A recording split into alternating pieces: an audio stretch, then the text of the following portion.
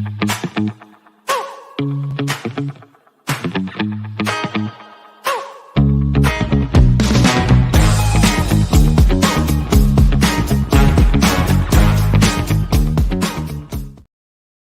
afternoon, everybody. It is a beautiful Wednesday, mid-July here in Pagosa Springs, Colorado. I'm Mary Jo Coulihan. I'm the Executive Director of the Pagosa Springs Chamber of Commerce, and welcome to our live stream show this afternoon. We hope that we have some new viewers on our live stream as well as our regulars. We have a great show for you today with a really special guest. But first and foremost, let's talk about a few things that are going on here in Pagosa Springs. Obviously, the 4th of July rodeo is come and gone. I hear one of the most successful ones they've had in the past, maybe forever. So congratulations to Red Ryder. But we are back to the Thursday night rodeo series. And I want to remind everybody that we do have tickets for sale here at the Chamber of Commerce. You do get a discount if you buy your tickets here, rather than purchasing them at the gate. The other great thing, which we talked about before, which I don't think a lot of people realize, is that your ticket to the rodeo also allows you to go to the dance afterwards, which I didn't know about earlier. So please make sure that you keep that ticket stub and head to the dance after the rodeo because it is a lot of fun. The other tickets that we're selling here at the Chamber of Commerce is the Mountain Light Music Festival. There are 3 days of music this year up at Kia Grande, which is an absolutely stunning location, of course, west of town. Those events are on July 26th, 27th, and 28th. The tickets are $40 for the Wednesday night show, which is a jazz trio. And then we roll into some big band and some swing and a larger component, more musicians, and those tickets are $50. And truly, it's just magnificent. Mountain Light Music Festival, get your tickets here, cash or check only. We also have tickets for the upcoming Spanish Fiesta, which will be held on July 29th, that Saturday, from 3 to about 8 o'clock at night. There's going to be activities going on all day, but of course, the big highlight is the musician Al Hurricane Jr., who has a huge following, and he will be playing in the evening. I think some people thought there might be a dance associated with it. There isn't a dance, it's a performance. So, but do purchase your tickets. There are different prices for different age ranges. If you're a senior like me, unfortunately or fortunately, your price is a little bit less. General admission tickets. And then we have seniors over 85 and children under a certain age, and they get in free. So 14 and under, I believe, is free for the Spanish Fiesta. Cash and check for that as well. Otherwise, you can purchase your tickets online at givebutter.com. And Spanish Fiesta, you can just search for the Spanish Fiesta event. So those are 3 tickets that we have available here at the Chamber. But the biggest question is, when are the tickets for Colorfest going on sale? Monday, July 17th, we will have, don't ask me a time, I'm not sure. We're going to roll those out on Monday when we're all here, and then people call in and have any concerns or questions. You will need to purchase your tickets separately for the Passport to Pagosa, as well as the Bands and Brews. There are no package deals this year. So you purchase your tickets for Passport to Pagosa and you purchase your tickets for Bands Brews. We do have VIP tickets available for the Passport to Pagosa. So you will go in. We hope that it's very clear how you will fill out the registration form.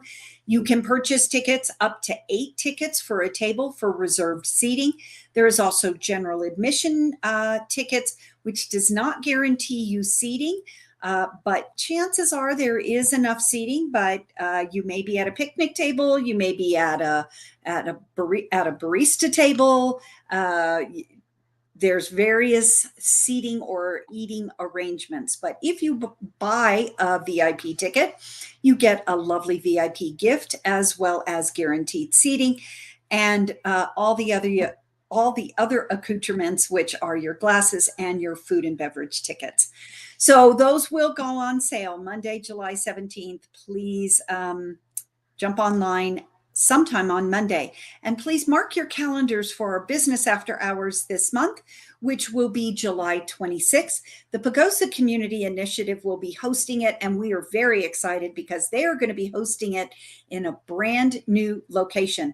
Most people know where Rose Mountain Townhomes are, as well as the new Department of Human Services building. That facility, which is an art studio, is in the lower level of the Department of Human Services building. It's wonderful. It's large. It's great creative space, and they're going to be doing some classes and things down there. So we really want everybody to see it. You'll be able to park in the Department of Human Services lot or across the street at Town Hall and just walk over to that building. So mark your calendars, please, for the business after hours on July 26th. Now, the most recent event that we have is an event that is happening here in Pagosa Springs beginning tomorrow. So I am absolutely thrilled that my guest is actually from out of town. And Brittany Dixon is the new executive director of Club 20. Now, I'm afraid that some people were just going to lose them because they're going to say Club 20, it doesn't have anything to do with me here in Pagosa, but little do they know it has a lot to do with them here in Pagosa Springs. So don't get off this live stream, because Brittany, you're going to tell us all about Club 20. It's kind of this name. What is it, and how does Archuleta County fit into this organization?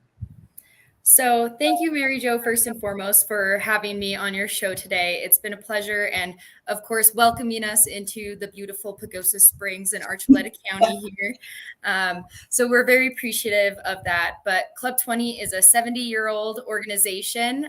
We are a nonpartisan, nonprofit organization that is driven by our membership, and we help to advocate on their behalf, on behalf of the 22 counties actually on the western side of the state, one of which is Archuleta County, of course.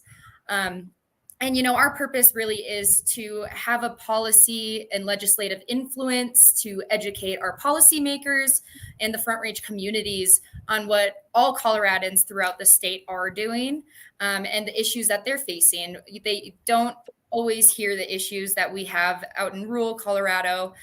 So our goal is to help elevate and advocate on their behalf. Well, you know, I love this story because it's still an issue all throughout the state of Colorado, but we were founded on basically roads and transportation, and saying, don't forget us here on the Western Slope. We have roads other than I-70 and I-25. And those are still very, very important here in, you know, as they were 70 years ago.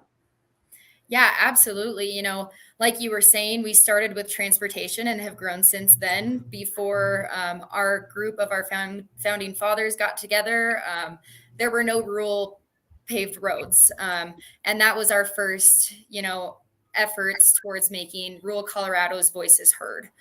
So we've certainly grown, and transportation is definitely one of our biggest policy committees that have a big pull at the legislature. They're always reaching out.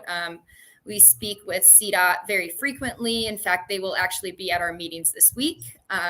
So if you get a chance to stop by our transportation committee meeting or our tourism committee meeting, we'd love to have you guys there. Mary Jo is our lovely chair of the tourism committee. Well, Brittany, so you talked about some policy committees, and we started with transportation. Now we have 10 subcommittees, of which 5 of those subcommittees will be presenting here. So tell us a little bit about, what are these summer policy meetings? Why should I care? Can I go? How much does it cost? Give us the rundown, the quick and dirty of the next 2 days. So our policy meetings they happen twice a year, once in the winter and then once in the summer. We actually do 2-week meetings.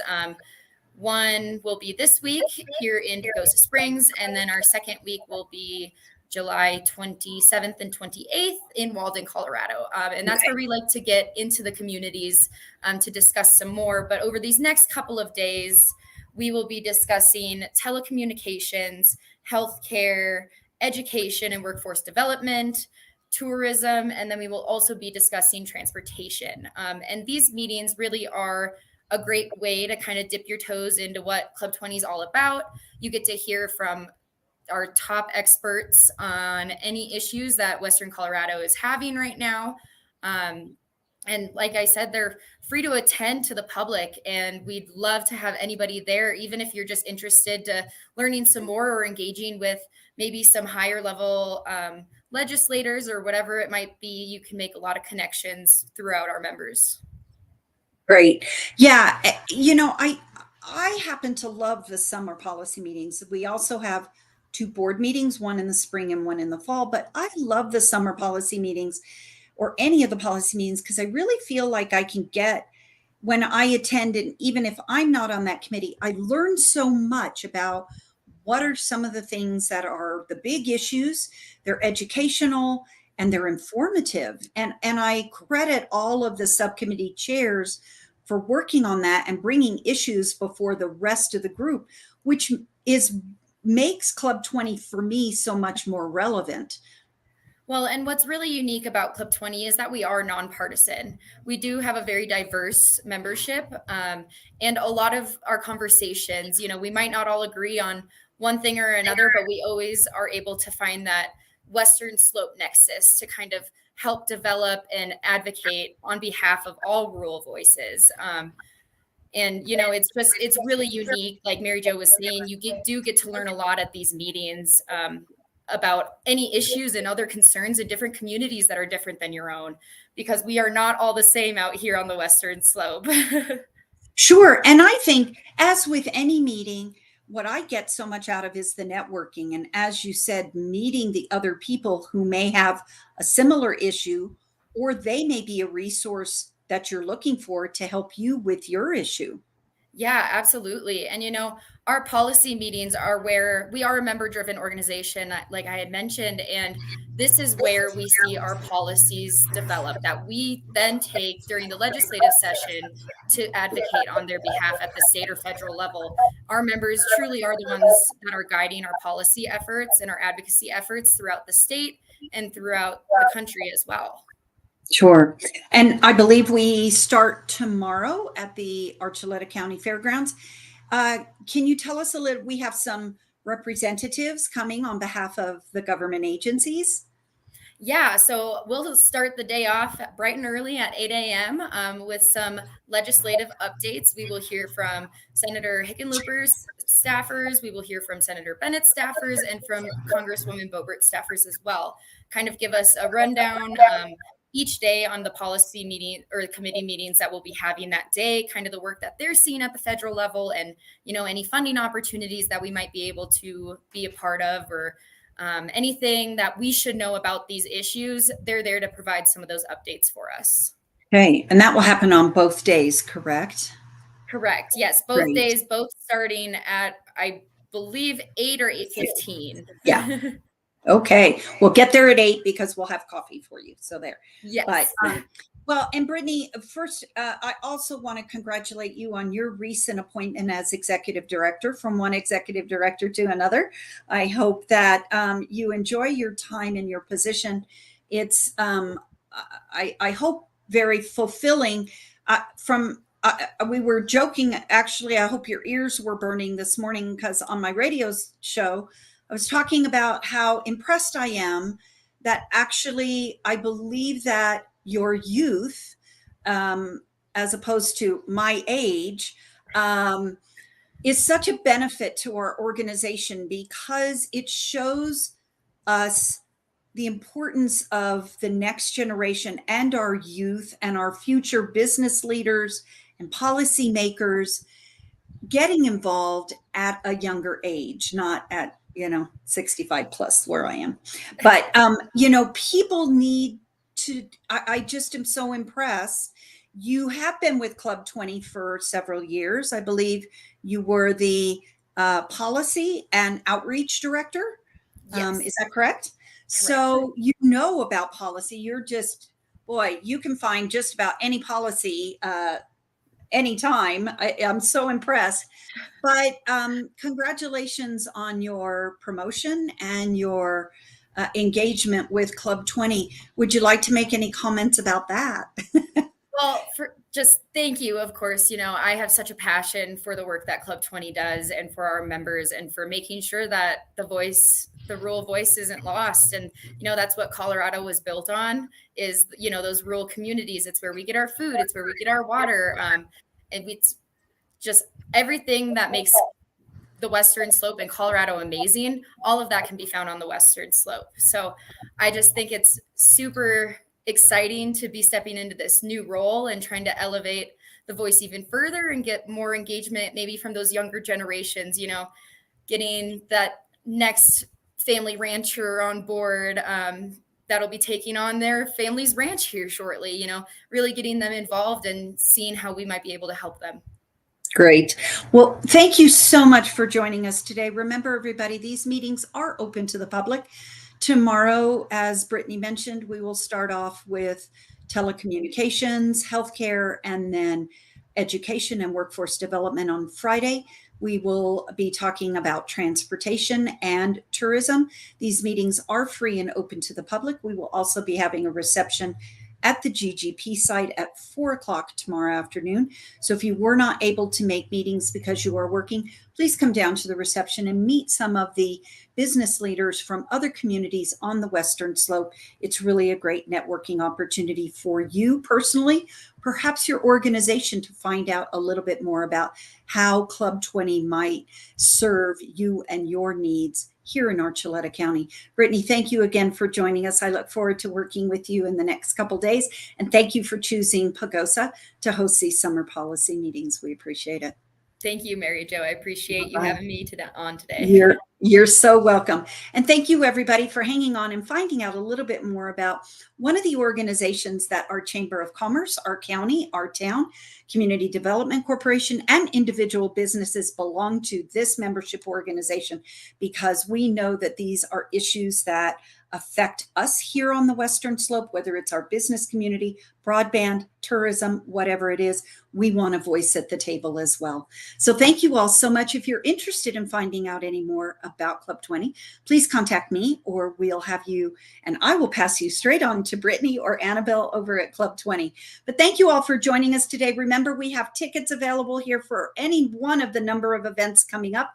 And also remember, the town's ComFest is going to be happening on July 21st. So mark that down in your calendar as well.